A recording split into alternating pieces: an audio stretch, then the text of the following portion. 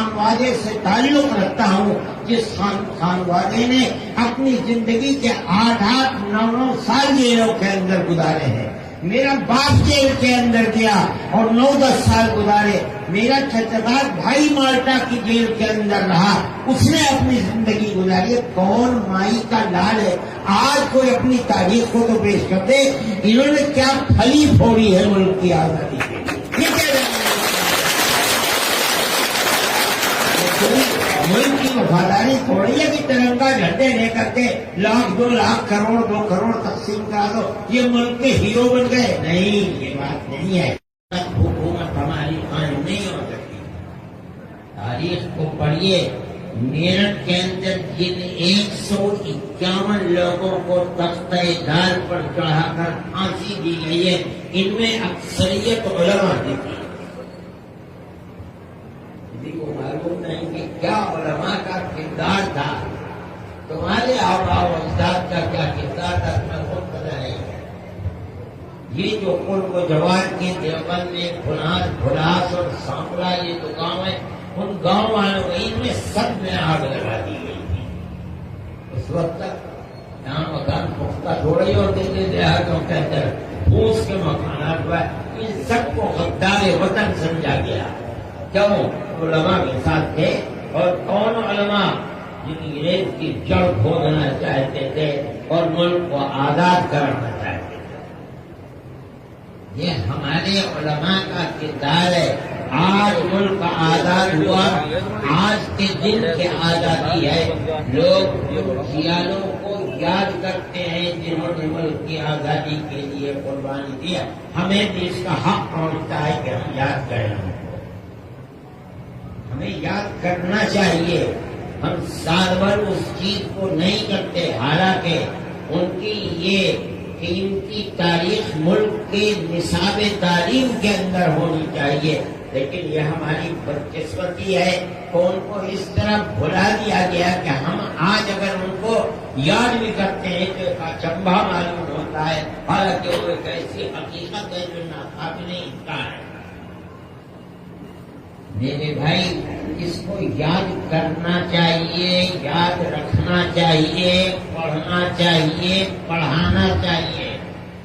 اگر آپ اپنے آباء و اجداد کی تاریخ اور اپنے بزرگوں کی تاریخ سے ناواقف ہوں گے, آپ کبھی عزت نفس کے ساتھ ملک میں زندہ نہیں رہ سکتے. یہ تو دنیا کا قانون ہے. کوئی اگر نہیں رہتا ان کے نام کو نرے چولہے بھاڑ میں جائے. ہم تو اپنے آباء و اجداد کے نام کو یاد کرتے ہیں, ہم تو ان کی تاریخ کو زندہ کرتے ہیں. ہم تو کہتے ہیں کہ ملک کی آزادی کا سہرا انہی کے سر کے اوپر ہے, اتنے کے سب سے پہلی آواز اٹھانے والے آزادی وطن کے وہی لوگ تھے. بھائی, اس بات کو سمجھنا چاہیے کس طریقے پر انہوں نے قربانی دی ہے. میں ایک بات ہے جو پہلے مجھے کہنی چاہیے تھی.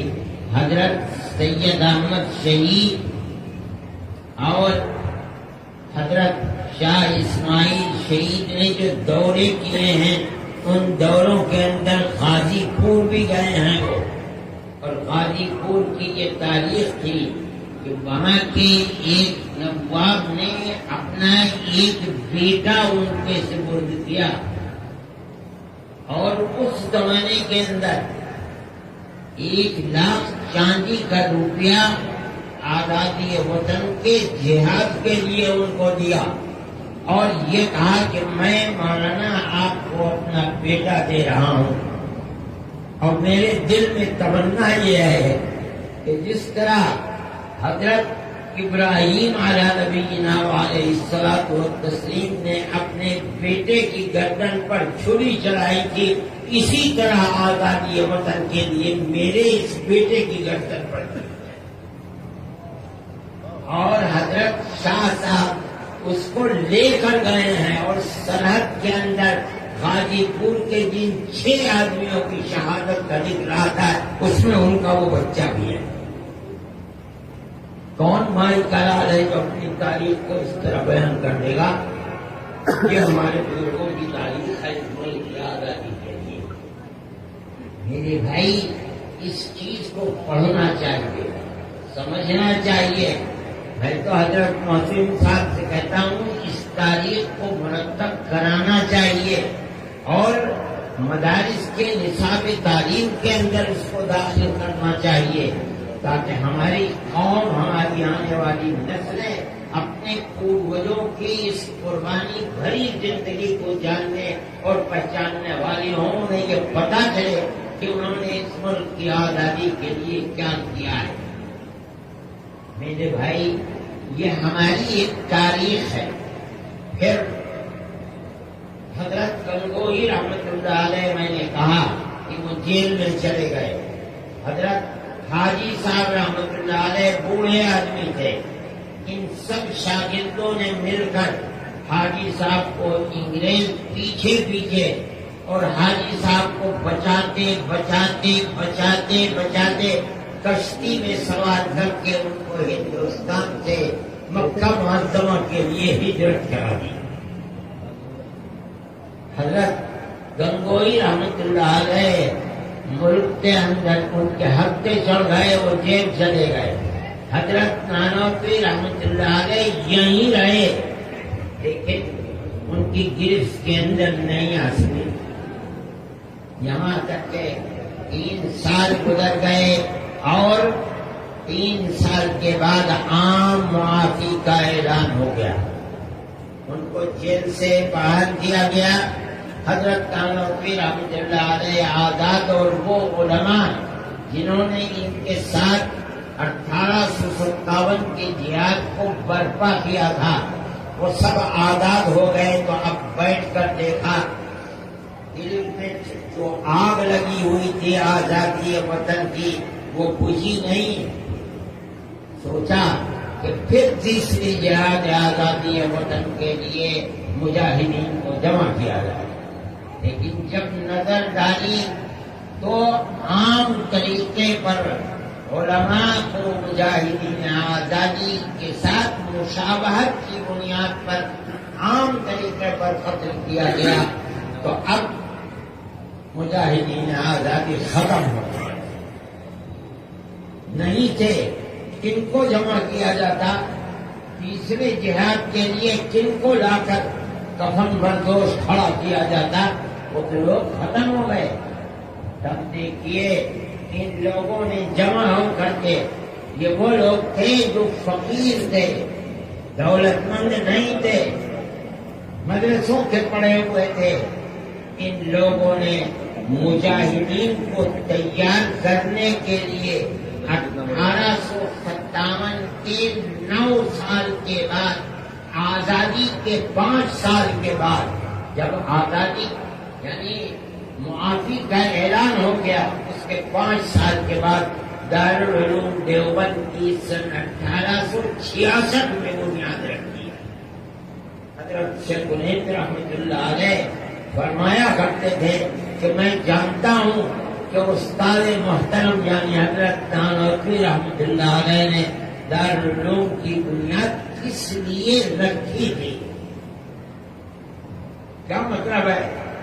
اشارہ تھا کہ بنیاد رکھی تھی اس لیے کہ جہاد آزادی وطن کے لیے 2 جہادوں کے اندر 31 اور 57 میں مجاہدین ختم ہو چکے۔ اب ضرورت ہے کسی ایسے کارخانے کی جہاں مجاہدین آزادی کو پیدا کیا جائے، اس کے لیے دارالعلوم دیوبند نہیں جانتے اس تاریخ کو، چنانچہ دارالعلوم دیوبند کی بنیاد رکھ دی گئی۔ اللہ نے قبولیت عطا فرمائی، اور وہ قبولیت کس بنیاد کے اوپر؟ یہ تو غریب لوگ تھے، فقیر لوگ تھے۔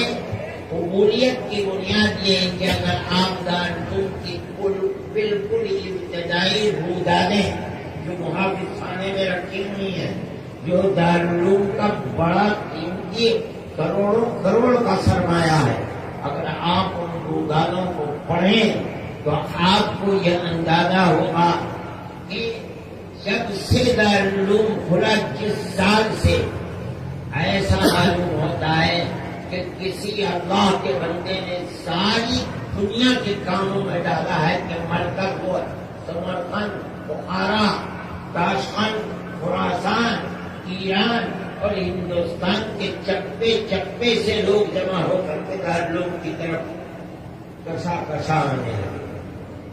کوئی اعلان نہیں کیا گیا تھا، اس زمانے کے اندر ٹیلی فون نہیں تھے، ریڈیو نہیں تھے، ٹیلی ویژن نہیں تھے، مگر یہ خدائی آواز تھی، جس آواز کی بنیاد پر طالبین حق اور جہاد کے لیے اپنی جان دینے والے لوگ، کون سا جہاد، ہندوستان کی آزادی کے جہاد کے لیے ہر جگہ سے آنے لگے اور آ کر کے سمٹنے لگے۔ دارالعلوم مرکز بن گیا، اور چلا کون رہا ہے؟ انگریز نہیں چلا رہا ہے۔ انگریز کو یہ دعویٰ تھا کہ ہماری حکومت کے اندر سورج غروب نہیں کرتا، تو فقیر لوگ تھے، ان کی کیا حکومت تھی؟ مگر اللہ نے ان کی حکومت اپنے خاص بندوں کے دلوں کے اندر پیدا کی تھی۔ یہ وہ حکومت تھی کہ جو در حقیقت حکومت ہے۔ انہوں نے قوم کو پیغام دیا کہ یہ مدرسہ ہے جو تمہاری آنے والی نسلوں کے دین و ایمان اور آزادی کے لیے جہاں لوگوں کو پڑھایا اور سکھایا جاتا ہے، اگر یہ مدرسہ زندہ ہے تو تمہاری آنے والی نسلیں زندہ رہیں گی، اگر یہ مر گیا تو تم مر جاؤ گے، تمہاری نسلیں مر جائیں گی۔ قوم نے اس کو اٹھا لیا۔ جس کے پاس 2 پیسے ہیں وہ 1 پیسہ دارالعلوم کو دیتا تھا، جس کے پاس 2 روپے ہیں 1 روپیہ دارالعلوم کو دیتا تھا، اور 150 سال سے یہ مدرسہ اس طرح چل گیا۔ یہ ان کی جو ٹاٹ اور گولیوں پر بیٹھ کر کے پڑھتے اور پڑھاتے تھے، یہ اللہ کے یہاں ان کی مقبولیت تھی۔ چنانچہ دارالعلوم چلنے لگا۔ ایک دارالعلوم، آج اس ایک دارالعلوم سے 50,000 دارالعلوم سارے ملک کے اندر نہیں، ساری دنیا کے اندر رہے۔ امریکہ میں چلے جاؤ، وہاں لوگ پڑھا رہے ہیں، ادھر چلے جاؤ، آسٹریلیا میں چلے جاؤ، سوئٹزرلینڈ کے اندر چلے جاؤ، اور آگے ادھر شمال کے اندر چلے جاؤ، بخارا، سمرقند، تاشقند کے اندر چلے جاؤ، ادھر ترکی کے اندر چلے جاؤ۔ ابھی میں آ رہا تھا تو میرے پاس فون آیا کہ دارالعلوم کا فاضل ترکی سے آیا ہے۔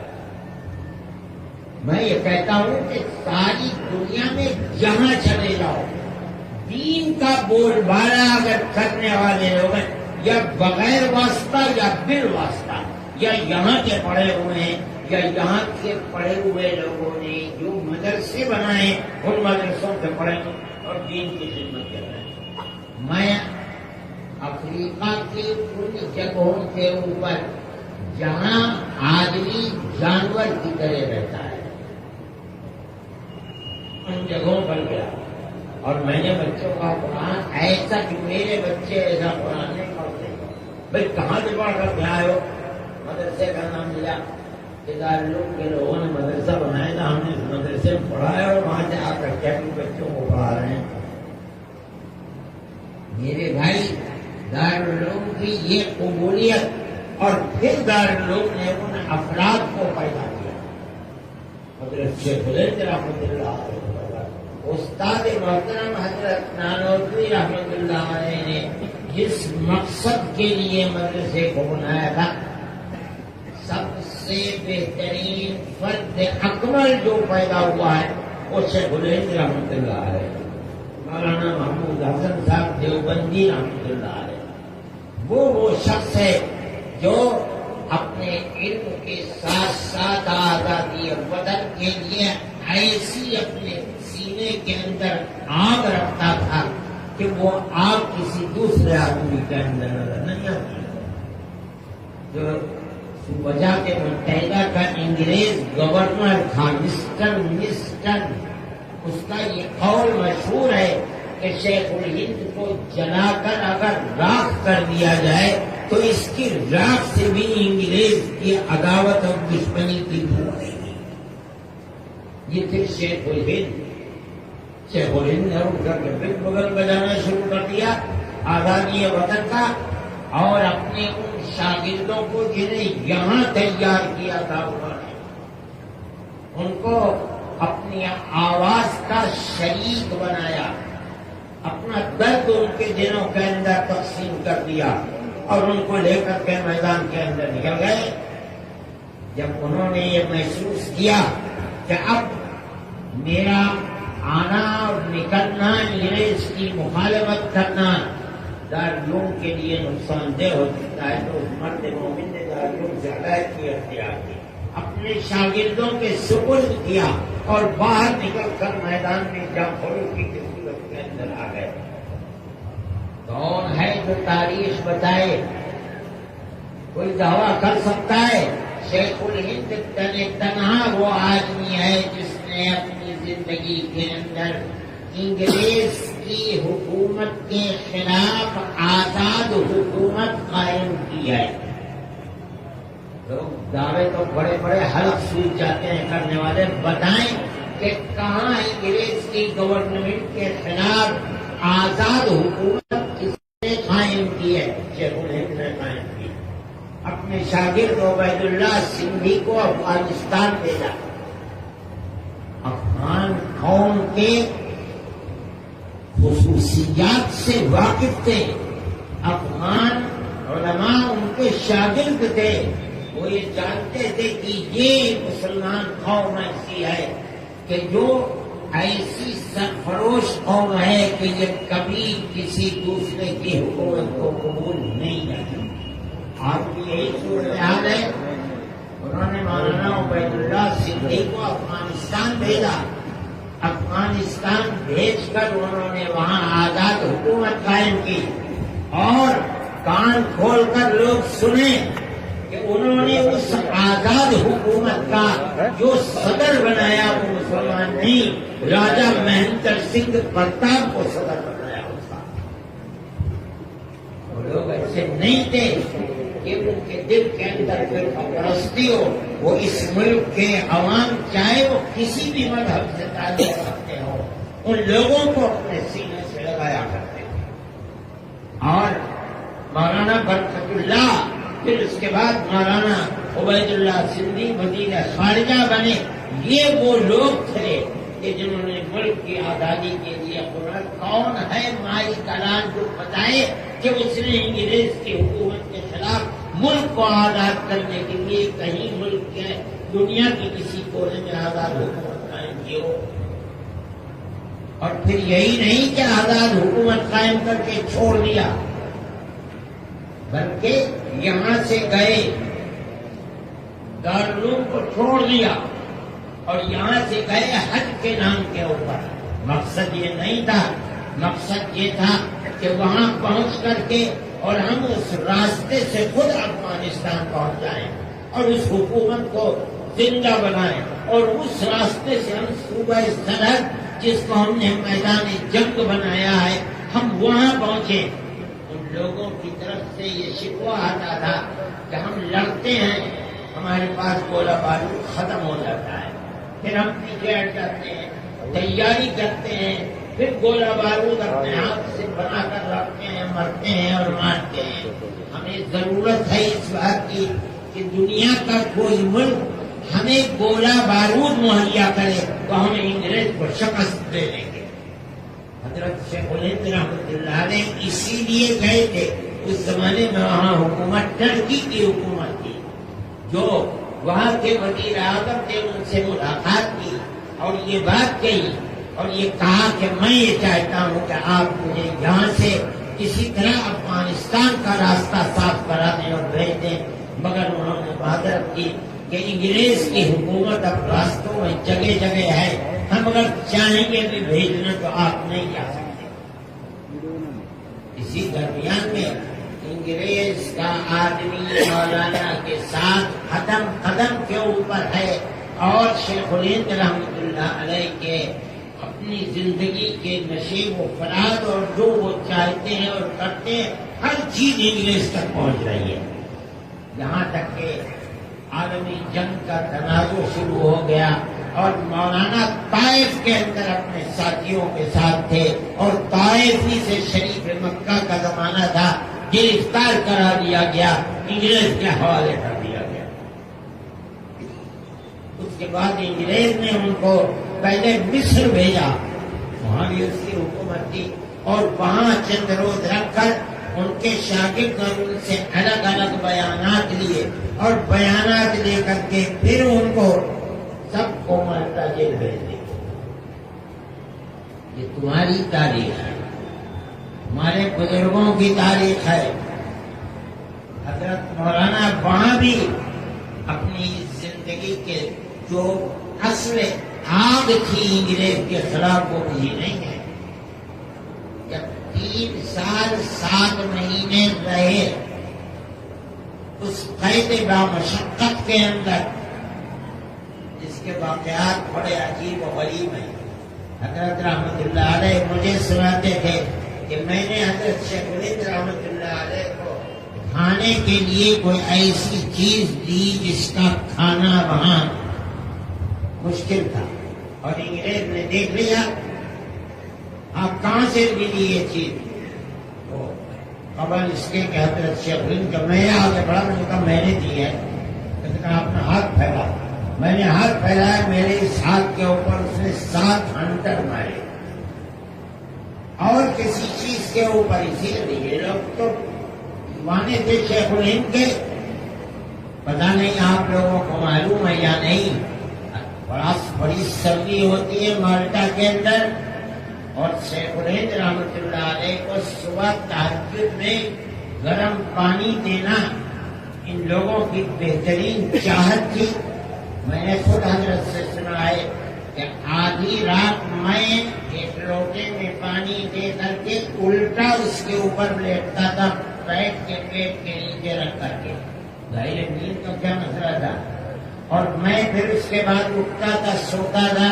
مولانا عزیر گل صاحب دوسرے حضرت کے شاگرد تھے، پھر وہ سوتے رہتے تھے، وہ اٹھتے تھے اور وہ الٹے اس کے اوپر لیٹ جاتے تھے، تب صبح کو حضرت شیخ الہند رحمۃ اللہ علیہ کو نوایا پانی جس میں ٹھنڈک نہیں ہوتی تھی بوڑھوں کے لیے دیا جاتا تھا۔ فرماتے تھے مجھ سے جو وہاں کے قانون کے خلاف تھا، حضرت کو آرام پہنچانے کے لیے میں نے کیا، یہ مجھے یاد نہیں رہا، مجھے 3 دن کی سزا دی گئی، اور وہ سزا یہ تھی کہ ایک ایسا کمرہ جس میں گھٹنوں تک کیچڑ بھرا ہوا تھا، اور ہر طرف سے کانٹے لگے ہوئے تھے خاردار لوہے کے، مجھے اس کے اندر کھڑا کر دیا گیا، بیٹھ نہیں سکتا تھا میں اس کے اندر، بالکل کسی طرف سے روشنی آنے کا صرف ایک چھوٹا سا سوراخ بیچ میں تھا، جب سورج استوا میں پہنچتا تھا تو وہاں سے روشنی آتی تھی۔ 3 دن تک مجھے اس کے اندر سزا دی گئی۔ یہ ان لوگوں کا یہ سب کچھ کس لیے تھا؟ آزادی کو کرے، کوئی مائی کا لال ہے، اس کا 10واں حصہ تو پیش کرے آزادی وطن کے لیے کیا کیا ہے۔ اور آج جو لوگ اقتدار اور حکومت کے اوپر ہیں انہیں تو ہوا بھی نہیں لگی آزادی، وہ آزادی وطن کے وقت پیدا بھی نہیں ہوئے تھے، ان کی ماں نے انہیں جنا بھی نہیں تھا، وہ کیا جانے آزادی وطن کس چیز کا نام ہے۔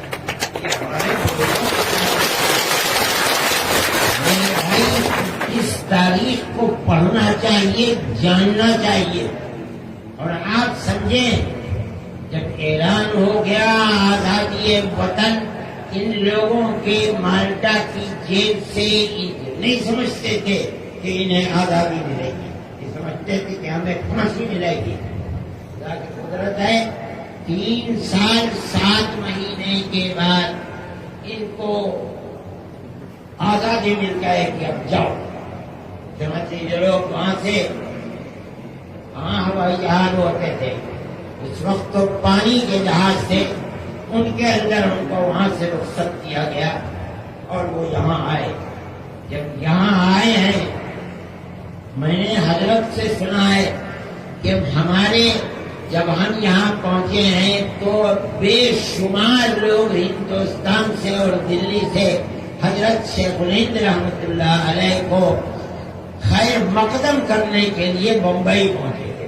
فرماتے تھے ان میں گاندھی جی بھی تھے، اور عورتیں اور بچے جدھر سے قافلہ جاتا تھا حضرت شیخ الہند رحمۃ اللہ علیہ کا کوٹوں کے اوپر چڑھ کر کے بمبئی میں دیکھتے تھے وہ ہے کون شیخ الہند، جو لوگ 3 سال 7 مہینے کی جیل کاٹ کر آئے ہیں۔ جب حضرت شیخ الہند رحمۃ اللہ علیہ کا جہاز گودی پر پہنچا، ابھی گودی پر پہنچنے سے پہلے ہوتا یہ تھا کہ جہاز کو گودی سے آدھا کلومیٹر 1 کلومیٹر پہلے روک دیا جاتا تھا، پھر اس کے بعد گودی کی صفائی کے بعد تب جہاز آتا تھا۔ جہاز جب وہاں رکا تو ریاست بہاولپور پاکستان میں اس کے سیکریٹری تھے نواب صاحب کے، ان کا نام تھا سر رحیم بخش۔ حضرت گنگوہی رحمۃ اللہ علیہ سے وابستہ لوگ تھے، جب سے حضرت شیخ الہند رحمۃ اللہ علیہ سے بھی شیخ الہند تو ان کے تربیت یافتہ تھے، ان سے بھی تعلقات تھا۔ انگریز نے ان کو سر کا خطاب دے رکھا تھا، انگریز نے ان کو تیار کیا کہ خبر اس کے کہ یہ بھیڑ ہندوستان کی ان سے ملے اور ان کے ذہن پر اثر پڑے کہ میں کامیاب ہوں، مجھے انہی کے ساتھ رہنا ہے، پہلے جاؤ ان کے پاس اور ان کو آمادہ کرو اس بات کے لیے کہ وہ اب بوڑھے ہو گئے ہیں، خیر اور مشقت کے بوجھ کو برداشت کر کے آئے ہیں، اب وہ چھوڑ کر کے تعلیم و تربیت کے اندر رہنا ہے۔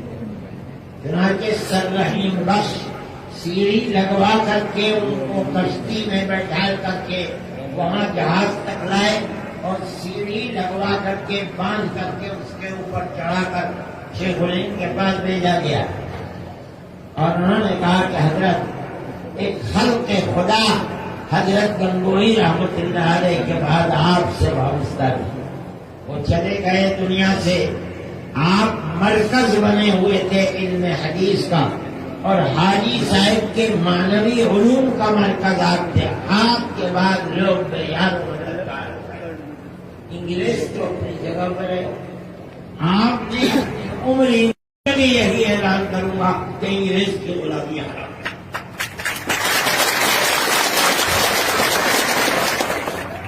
یہ تمہارے بزرگوں کی زندگی ہے، یہ تاریخ ہے۔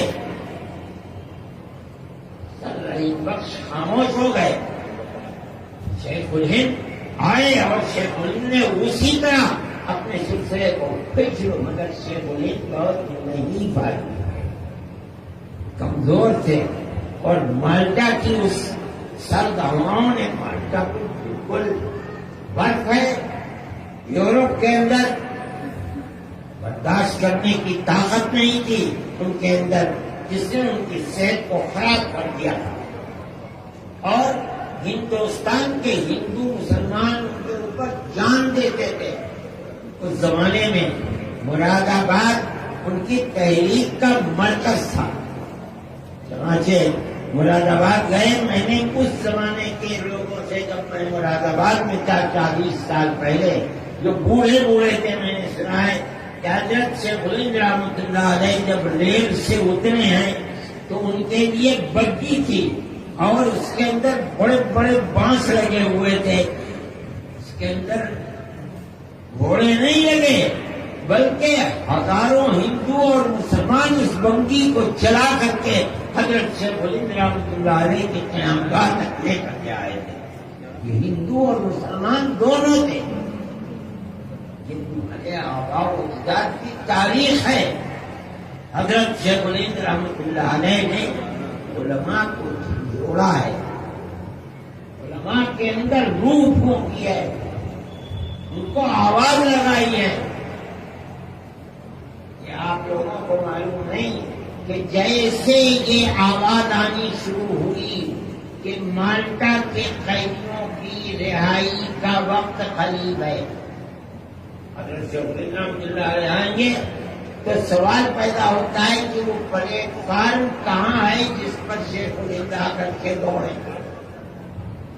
حضرت مفتی اعظم مفتی کفایت اللہ صاحب رحمۃ اللہ علیہ نے سن 20 میں آئے ہیں حضرت شیخ الہند رحمۃ اللہ 1920 میں چھوٹا، 1919 کے اندر دلی میں علماء کو لے کر کے بیٹھے اور یہ کہ ایک جماعت ایسی بنانی چاہیے اور ایک ایسا پلیٹ فارم آزادی وطن کا ہونا چاہیے جو علماء کا ہو۔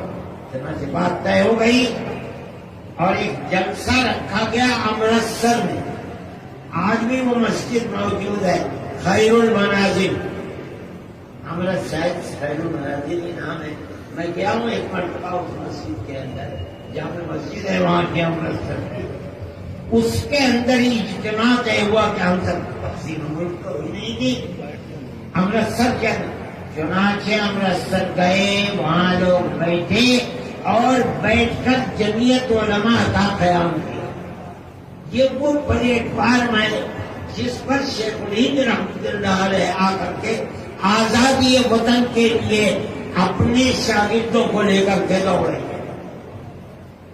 اس کا عارضی صدر نہیں، عارضی صدر مفتی اعظم مفتی کفایت اللہ صاحب شیخ الہند رحمۃ اللہ علیہ کے شاگرد خاص کو بنایا گیا۔ پھر حضرت شیخ الہند رحمۃ اللہ علیہ آ گئے تو اس اجلاس کے بعد پہلا اجلاس ہوا دلی کے اندر، جس میں حضرت شیخ الہند رحمۃ اللہ علیہ بحیثیت مستقل صدر کے صدر رہے ہیں اور ان کا خطبہ صدارت ہے، لیکن شیخ الہند رحمۃ اللہ علیہ بیمار ہو چکے تھے اور اس خطبہ صدارت کو پڑھ نہیں سکے۔ 12 دن کے بعد حضرت شیخ الہند رحمۃ اللہ علیہ کا انتقال ہو گیا۔ اس خطبہ صدارت میں الفاظ میرے ذہن میں نہیں ہے، لیکن آپ نے اس خطبہ صدارت کے اندر علماء کو جھنجھوڑ کر رکھ دیا۔ فرمایا کہ اسلام نظام اسلامی اپنے اندر زندگی کے تمام پہلوؤں کو لیے ہوئے، سیاست، تعلیم، اقتصادیات، انفرادی احکام اور اجتماعی۔ اسلام ایسا ملک ہے جس میں ایسا اسلام ایسا نظام رکھنے والا مذہب ہے جس نے ہر طرف سے انسان کی اجتماعی اور انفرادی زندگی کو اپنے اندر گھیر رکھا ہے۔ اور اس کے بعد فرمایا جو لوگ مدرسوں میں رہ کر صرف پڑھنے پڑھانے کو اور چار دیواری میں بیٹھنے کو اسلامی زندگی کا مقصد سمجھتے ہیں، وہ اسلام کے دامن کے اوپر بدنما داغ لگا رہے ہیں۔ کون کہہ سکتا ہے؟ شیخ الہند کہہ سکتا ہے۔ یہ تاریخ ہے علماء دیوبند کی، علماء کی اور علماء دیوبند کی تاریخ ہے۔ یہی یہاں جا کر کے قریب وہ گھر ہے جو شیخ الہند کا گھر تھا، یہیں سے یہ داستان شروع ہوئی ہے۔ ان کا انتقال ہو گیا۔ ان کے انتقال کے بعد ان کے شاگردوں نے جو ان کے اشاروں کے اوپر جان قربان دینے کے لیے تیار تھے، اپنے سب سے کفن باندھ لیا اور شیخ الہند رحمۃ اللہ علیہ کی زندگی، مجاہدانہ سرگرمی، نظریات کو اپنے دل و دماغ میں اتار کر کے پھر میدان کے اوپر اسی طرح دوڑنے لگے جیسے شیخ الہند کرتے تھے۔ جگہ پارٹی کے جیلیں ہونے لگی اور جیل پر جیل ہونے لگی، مگر کبھی یہ نہیں ہوا کہ 2 قدم پیچھے ہٹ جاتے، نہیں، مر جائیں گے، اپنا کفن اپنے ساتھ لیے پھرتے تھے کہ ہم کسی دوسرے کا کفن بھی نہیں لیں گے، جو ہمارا کفن ہے ہم اسی کو لے کر کے اپنے قبر کے اندر جائیں۔ یہ بھائی یہ تاریخ ہے حضرت شیخ الہند رحمۃ اللہ علیہ کی، اور اس کے بعد ان کے شاگردوں کی تاریخ۔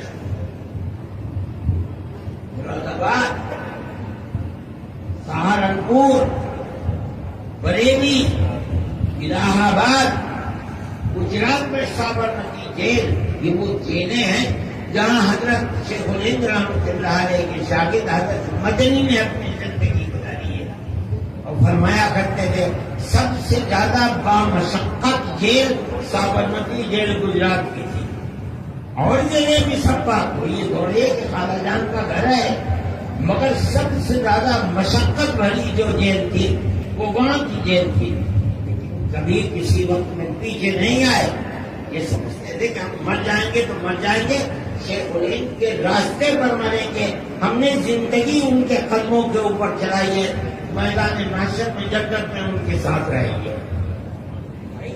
ایک زندگی تھی، لوگوں نے زندگی گزاری ہے، اور ان کی زندگی کے اندر مذہب کی بنیاد کے اوپر نفرت نہیں تھی۔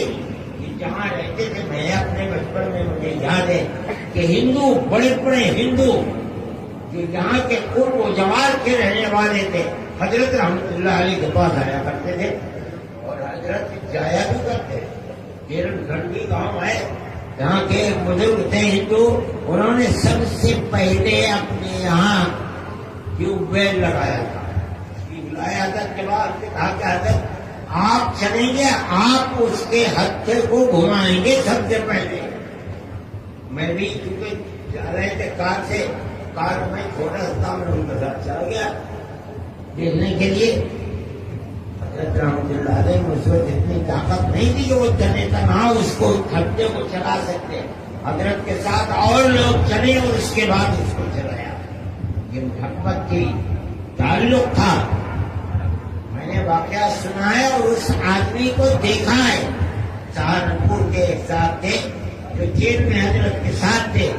میں آج کی اس نفرت کی سیاست پر کہتا ہوں، اس کے اندر ہندو میں یہ سہارنپور میں روز آنا بیٹھا کرتے تھے، بات چیت ہوا کرتی تھی، انہوں نے آنا چھوڑ دیا حضرت کے پاس۔ حضرت نے کسی دوسرے صاحب سے پوچھا کہ فلاں صاحب کہاں اتنے دن ہو گئے آئے نہیں، کیا بیمار ہیں؟ ہم نہیں، بیمار تو نہیں ہے۔ انہوں نے یہ پیغام جا کر کے ان سے کہا کہ حضرت پوچھ رہے تھے آپ اتنے دن سے گئے نہیں، پر میں جاؤں گا حضرت کے بعد۔ میں نے لگے گئے حضرت کے بعد، اس نے پوچھا کہاں تھے آپ اتنے دن سے چلے گئے نہیں آئے؟ حضرت میں آپ کے پاس نہیں آؤں گا، میں اگر آپ کے پاس آؤں گا تو مجھے یہ خطرہ ہے کہیں میں آپ کے اخلاق کی بنیاد پر اپنے مذہب کو چھوڑ کر آپ کے مذہب کو نہیں اختیار کروں، اور میں اپنا مذہب کہتا ہوں کہ یہ ہمارے بزرگوں کی تاریخ تھی، اور وہ اس طرح ہندو مسلم اتحاد کے طریقے کے اوپر رہتے تھے۔ حضرت شیخ الہند رحمۃ اللہ علیہ نے اس اتحاد کی تعلیم دی تھی۔ جب آپ مالٹا کی جیل سے واپس آئے ہیں، حضرت کا یہ مقولہ کتابوں کے اندر موجود ہے، فرمایا کہ ملک کی آزادی تنہا مسلمان کی کوششوں سے نہیں ہو سکتی۔ یہ ضروری ہے کہ اگر ملک کو انگریز کے چنگل سے نکالنا ہے تو یہ تحریک ہندو مسلم تحریک بننی چاہیے۔ اور یہ فرمایا، اور اگر خوش قسمتی سے سکھوں کی جنگجو قوم بھی ساتھ آ جائے آزادی وطن کی تحریک میں، تو آزادی وطن اور بھی آسان ہوگی۔ حضرت شیخ الہند رحمۃ اللہ علیہ موجود ہیں، اس طریقے کے اوپر ہندو مسلم اتحاد کے ساتھ یہ لوگ آگے بڑھے ہیں اور ملک کو آزاد کرایا ہے۔ یہ تو بدقسمتی کی بات ہے کہ ملک آزاد بھی ہوا اور اس کے بعد تقسیم ہوئی۔ میرے بھائی، اس تقسیم کی داستان کا کہنے والے، لیکن یہ بربادی کا سبب بن گیا، پوری قوم کے لیے نہیں، میں کہتا ہوں ہندو مسلمان سب کے لیے۔ نہ یہ ملک اپنی آزادی پر بھائی قسم کی اقتصادیات میں برباد اور تباہ ہے۔ $1 کی قیمت 250 پاکستانی روپے ہے۔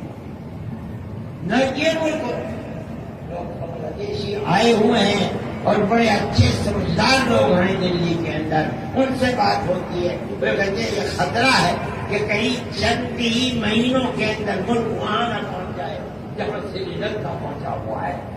ہم اپنے اس ملک میں بیٹھے ہوئے ہیں، ہم یہ سمجھ رہے ہیں کہیں آنے والے دنوں کے اندر ہمارا بھی حق نہیں ہے۔ سارے ملک، 3 ملک، اگر یہ تینوں ملک متحد ہوتے تو آج یہ صورت نہ پیش آتی کہ چائنا سر پر کھڑا ہوا اور ہندوستان کے اندر گھس رہا ہے اور ہندوستان کی حکومت کچھ کر نہیں پا رہی ہے، اور اب اس کے بیٹھ کر کے بات نہیں کریں۔ کوئی چیزیں چھپی ہوئی تو نہیں ہے، ڈٹی ہوئی تو نہیں ہے۔ اگر وہ طاقت ایک ہوتی تو آج روس اور چین کے ہم پلہ ہندوستان ہوتا، لیکن آج نہیں ہے۔ میرے بھائی، یہ وہ صورت ہے جو ہماری تاریخ ہے، اور ہم یہ سمجھتے ہیں کہ اس تاریخ کا بہت بنیادی پہلو یہ ہے کہ ہندوستان کے اندر ان لوگوں نے مذہب کی بنیاد پر تفریق نہیں بلکہ انسانیت کی بنیاد پر سب کے ہاتھ کو پکڑا ہے اور پکڑ کر آزادی وطن کے لیے لے کر چلے۔ آج وہ قوم جس نے سب سے پہلے آزادی وطن کا نعرہ دیا تھا، آج وہی قوم دیش ورودھی کہی جاتی ہے۔ ان کے جوانوں کو پکڑا جاتا ہے۔ پورے ملک کے اندر تصویر مسلمان کی یہ ہے کہ ملک مخالف ہے۔ اس کی تاریخ کو پڑھو، اس نے کیا کیا ہے؟ ملک کا سب سے بڑا وفادار ہے، جس کے بزرگوں نے اپنی جان دی ہے، آج ملک کی اولاد ملک ورودھی کیسے ہو سکتی ہے؟ ملک کے ساتھ غداری وہ لوگ کر رہے ہیں جو محبت کی جگہ نفرت کو پیدا کر رہے ہیں، جو انسانیت کے نام پر نہیں ملک کو مذہب کے نام پر چلانا چاہتے ہیں، وہ ملک کو برباد کر رہے ہیں۔ یہ ملک کی بربادی، تنگی، غربت، افلاس یہ بتا رہا ہے کہ جس رخ کو سیاست کے تم نے اپنایا ہے وہ ملک کو دفن کرنے والا ہے، ملک کو چلانے والا نہیں ہے۔ اگر تم پیار و محبت کے ساتھ چلو گے تو یہ ملک چلے گا۔ جن لوگوں نے چلایا پیار و محبت کے ساتھ، انہوں نے سینکڑوں سال ملک کے اوپر حکومت کی ہے۔ تم نے نفرت کی سیاست چلائی ہے، تم 10 سال بھی ملک کے اندر چین و سکون اور امان کو پیدا نہیں کر۔ مسلمان کی زندگی یہ جو ہم نے پیش کی ہے، جو ہمارے اکابر نے پیش کی ہے، وہ پیار و محبت کی زندگی ہے۔ جو تم پیش کر رہے ہیں وہ نفرت کی سیاست ہے، ملک کی بربادی کی سیاست ہے، امن و امان اور چین و سکون کی سیاست نہیں ہے۔ میرے بھائی، یہ ہماری تاریخ ہے، ملک ہمارا ہے۔ سب سے زیادہ اگر بات ہے تو دل ہمارا تڑپتا ہے۔ دیکھ، ہمارے سامنے ہمارے بزرگوں کی یہ تاریخ ہے جس کو میں پیش کرتا ہوں، اور میں اعلان کہہ رہا ہوں، یہاں حکومت کے لوگ بھی بیٹھے ہیں، وہ جانتے نہیں ہیں جو میری اس بات کی مخالفت کریں۔ تاریخ کو دیکھیں، پڑھیں، سنیں، سمجھیں۔ میں جو کہہ رہا ہوں ایک ایک حرف میرا صحیح ہے، دیکھ کر کہہ رہا ہوں، پڑھ کر کہہ رہا ہوں۔ اس خانوادے سے تعلق رکھتا ہوں جس خانوادے نے اپنی زندگی کے 8-9 سال جیلوں کے اندر گزارے ہیں۔ میرا باپ جیل کے اندر گیا اور 9-10 سال گزارے۔ میرا چچا بھائی مالٹا کی جیل کے اندر رہا، اس نے اپنی زندگی گزاری۔ کون مائی کا لال ہے؟ آج کوئی اپنی تاریخ کو تو پیش کر دے، انہوں نے کیا پھلی پھوڑی ہے ملک کی آزادی کے لیے۔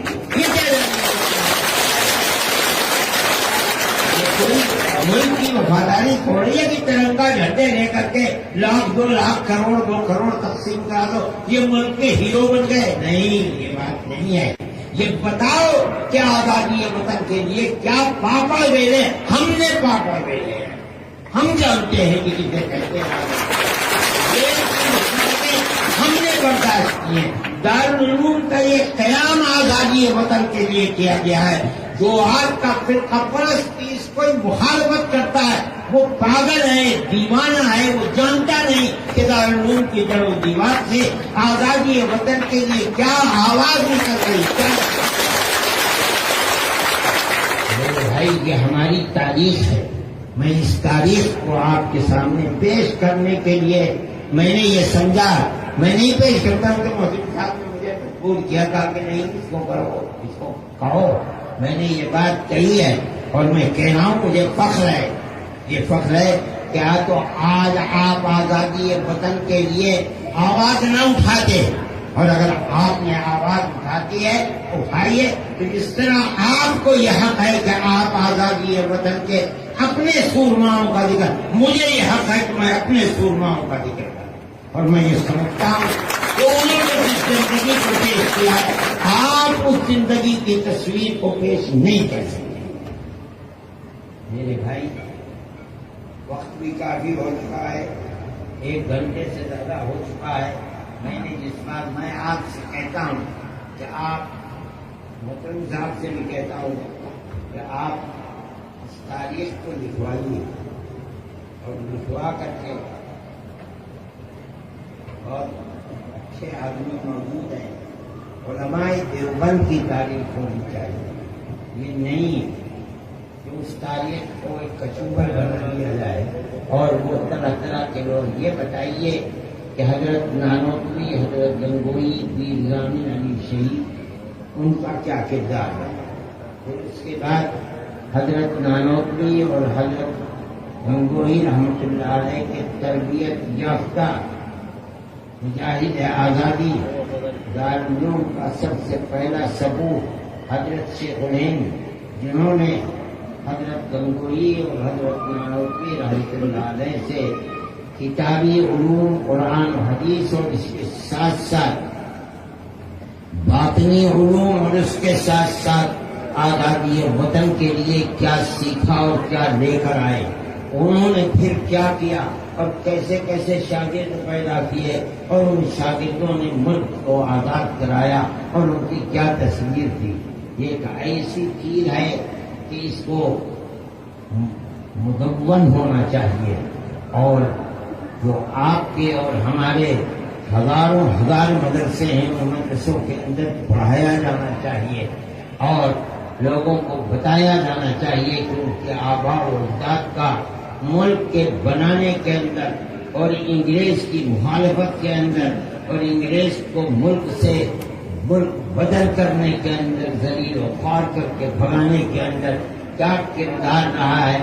جب تک یہ کردار اس نسل کے سامنے نہیں آئے گا، یہ نسل اپنے حق کو اس ملک کے اوپر نہیں سمجھ پائے گی۔ یہ تو ایک ایسی حقیقت ہے جس کا انکار نہیں کیا جا سکتا۔ اس کے لیے حضرت محمد صاحب کی سب سے پہلی اور بڑی ذمہ داری ہے افراد کو پیدا کرنا چاہیے۔ کتابوں میں سب موجود ہے، لکھا ہوا ہے، بلکہ افراد بھی ہیں۔ اگر انہیں جمع بلایا جائے گا، بلا کر کے، میں تو بہت دن سے کہہ رہا ہوں کہ کرو، مگر میری بات اب تک ہر چیز کا اللہ کے یہاں وقت ہوتا ہے، ابھی اس کا وقت نہیں آیا ہے، میں کامیاب نہیں ہو سکا اس کے اندر۔ حضرت محتوی صاحب اگر دارالعلوم کی طرف سے کہیں گے تو میں یہ سمجھتا ہوں کہ اس کے لیے افراد میں بتاؤں گا ان کو مہیا ہو سکتے ہیں۔ یہ بہت اچھی چیز ہوگی اگر دارالعلوم اس چیز کو کرتا ہے تو اپنے اکابر کی تاریخ زندہ و جاوید ہو جائے گی۔ ہم اگر مر جائیں گے تو ہو سکتا ہے ہمارے بعد ایسے لوگ نہ آئیں جو پھر اس کا ارادہ کر سکیں، ہماری زندگی میں ہو جائے تو بہت اچھا ہے۔ میرے بھائی یہ ہماری تاریخ ہے، حقیقت یہ ہے، میں یہ سمجھتا ہوں ہر شخص کو حق حاصل ہے، لیکن مسلمان کو آج کے اس دن اپنے اکابر اور پوروجوں کی تاریخ، قربانی بھری تاریخ، جس قربانی بھری تاریخ کو بھلا دیا گیا، میں اگر کہوں کہ مٹا دیا گیا تو میں اس کے اندر حق بجانے والا ہوں۔ اس کو ہم زندہ کرتے ہیں، ہم نے آج بھی زندہ کیا ہے، اور میں یہ کہتا ہوں کہ اس کو زندہ کرنے کے لیے کتابی شکل کے اندر لایا جائے تو انشاءاللہ کہ ہماری آنے والی نسلوں کے لیے انتہائی قیمتی چیز ہوگی۔ اللہ اس ملک کو اور اس کے سیاست کو صحیح رخ کے اوپر لے کر چلے۔ جو لوگ نفرت کی تاریخ برپا کر رہے ہیں اور سیاست پھیلا رہے ہیں، اللہ انہیں خائب و خاسر اور ذلیل و رسوا کرے، اور ہماری وہ تاریخ جو انسانیت کی بنیاد پر گاؤں در گاؤں 1300 سال سے پھیلی ہوئی ہے، جہاں ہندو مسلمان سکھ عیسائی ایک ہی گاؤں کے اندر پیار و محبت کے ساتھ رہتے چلے آئے ہیں، اللہ اس ہماری قیمتی تاریخ کو پھر زندہ و جاوید فرمائے، اور جو اس کے مخالف ہیں انہیں اللہ رسوا اور خائب و خاسر فرما دے۔ ہمارے ملک کو پیار و محبت کا گہوارہ جس طرح وہ تھا اس طرح بنائے، آباد رکھے، شرور و فتن سے محفوظ فرمائے، سب کے دلوں کے اندر انسانیت کی بنیاد پر پیار و محبت کو پیدا فرمائے، اور ملک کی سیاست کو اس رخ پر چلائے جو ملک کی آزادی سے پہلے ہندو اور مسلمان سب کے دلوں کی دھڑکن تھی اور آواز تھی، تاکہ یہ ملک ترقی کر سکے۔ وآخر دعوانا ان الحمد للہ رب العالمین۔